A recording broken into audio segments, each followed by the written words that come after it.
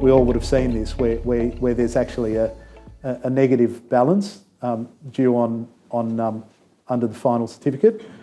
So they'll serve that on you, and then there's an obligation, and then they serve at the same time a final deed of release, and that's, as the name suggests, it's a release. So basically releases them from all present and future obligations towards you whatsoever, and it's an acceptance that what's in the final payment certificate represents absolutely everything. It's the final squaring off of all the rights and obligations that arise under the contract as between you and the principal.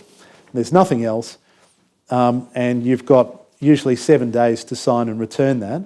And then they're very cleverly worded, but basically the effect of these contracts is that if you don't sign and return the certificate within that time period, then you're deemed to have signed and returned the certificate. So you signed and returned it if you did, and you signed and returned it if you didn't, which is just ludicrous, but this is very common. I sometimes tolerate it when I'm advising and the contracts, and there are other things to worry about in the contract. But that's only if there's a provision for to dispute what's in the payment claim within that 7-day period, and the deeming provision doesn't take effect against the background of a dispute, so that at least you've got an escape hatch. But you'd be surprised, some of these contracts don't even have that. So it literally just says you signed if you did and you signed if you didn't.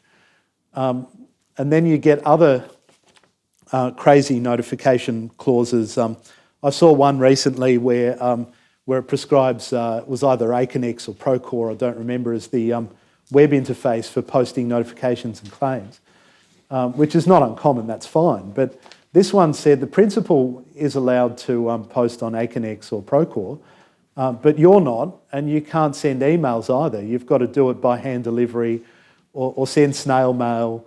And the time bars were 24 hours, and it deems snail mail to have arrived 3 days after, 3 days after the postmark. So it's literally impossible, literally impossible to meet those time bars.